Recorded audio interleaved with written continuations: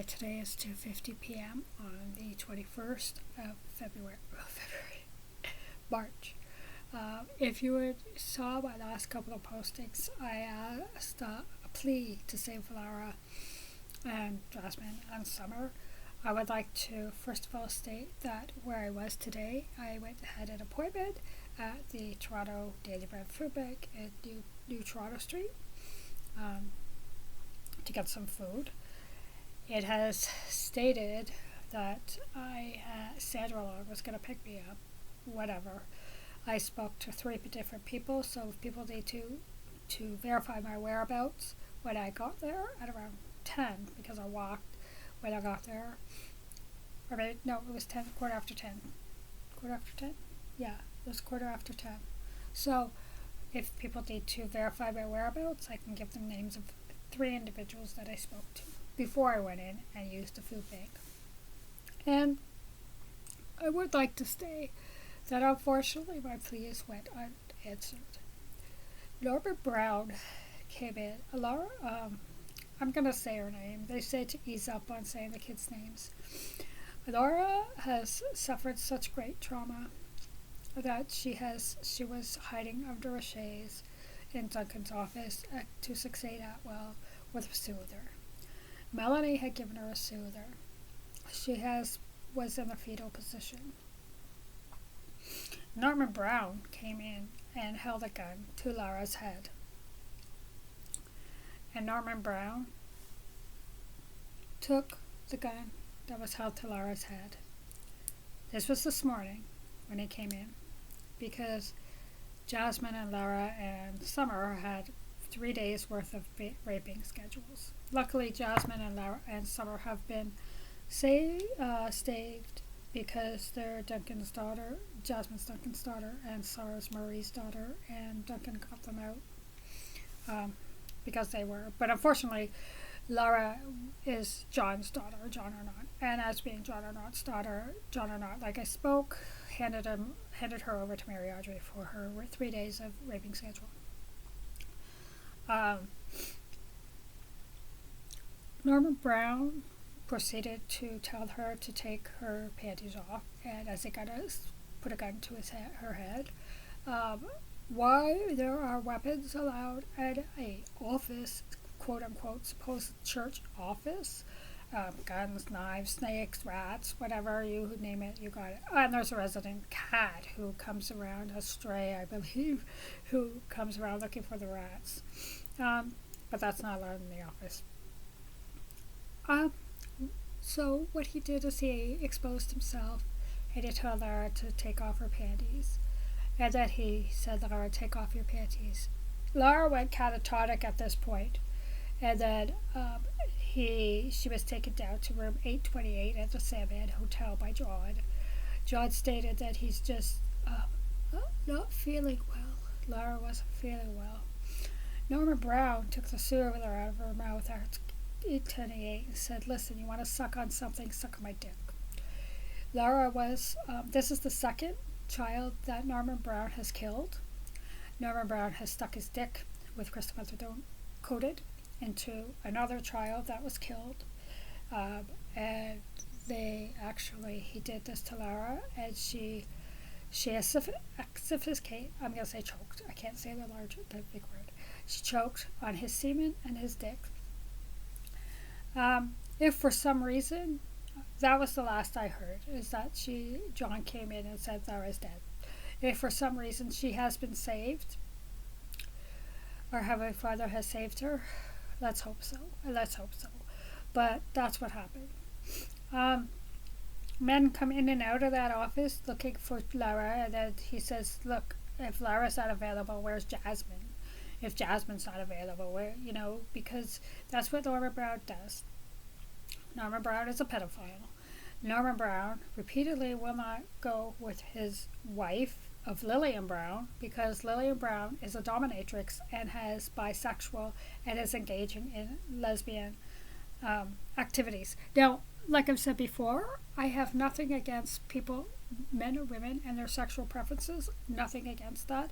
I do, however, have against someone who is engaging in lesbian activities and has a husband who's a pedophile because I don't know why, because he cannot get sex from his wife. That's what he says. And a woman who was a companion, but now she's an anorexic, she's a witch, she's a dominatrix. You want to choose to be a dominatrix, that's fine. That's your sexual preferences, that's your sexual fetish.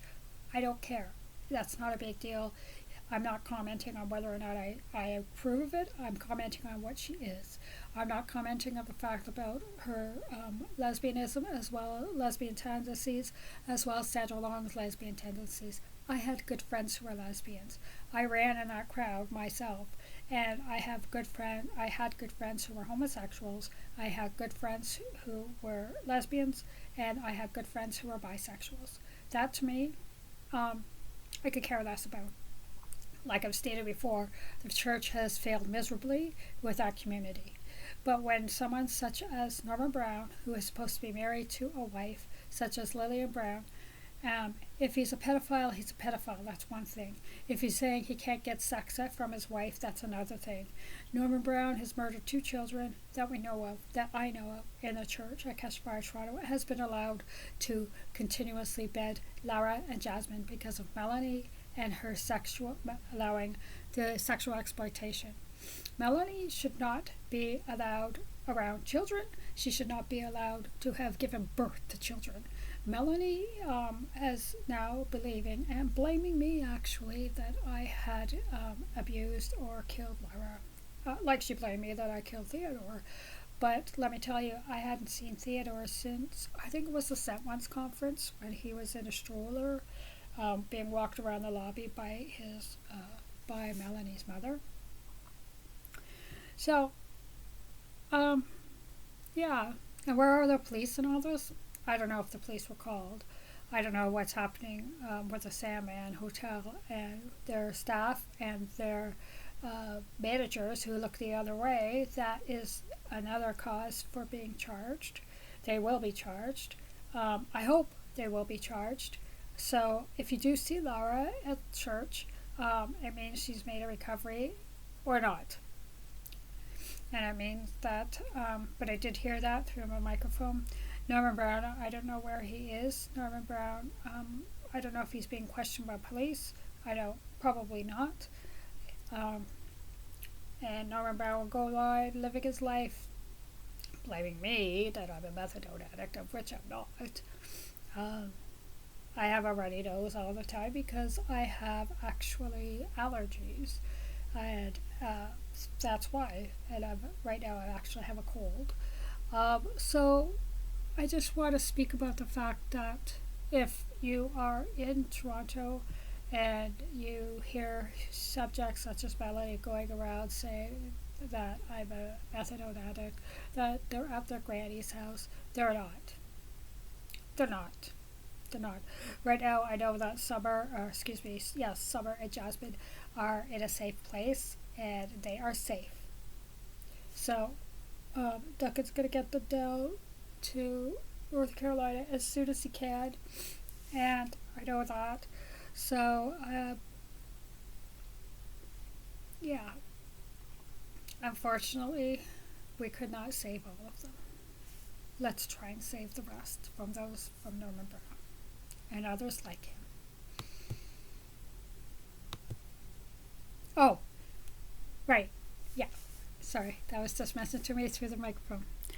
Sandra Long has issued another death threat to Duncan, saying that she'll take up her pistol and she will be going to the airport when he comes in to Toronto to see me.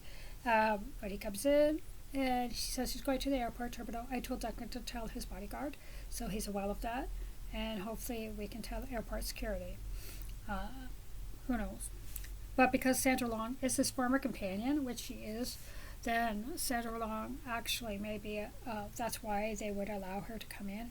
But the thing is with Sandra is that if she is a methadone addict, she sucks on, she calls it her COVID soother. That's not a COVID soother. And I have a feeling that the soother, that Melanie, and I'm just not speaking out of knowledge, I'm speaking out of, if it's a COVID soother, it could have been Sandra's, and it could have been full of methadone, and that's maybe why Laura was catatonic, and Laura was also, she may as well as Norman Brown, asphyxiating her with his semen and his dick. There could have been a, let's hope there wasn't methadone in it, but that's what Sandra Long has. She has these candies. She also has that little COVID soother thing she puts in her mouth. It says it's because of COVID. It's not because of COVID. Sandra Long is a method. She's also, as well, she is continuing in her lesbian tendencies.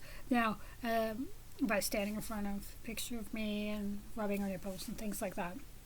She issued another death threat to Duncan by going over to the airport with her pistol and shooting him. Yeah, that's all for today. I may have some more later on, but I've been trying to do my segregated funds and I failed again. So this time it wasn't Jonathan hacking into my computer, and it wasn't Lisa coming or Dallas hacking into my computer, or Lisa Satchel.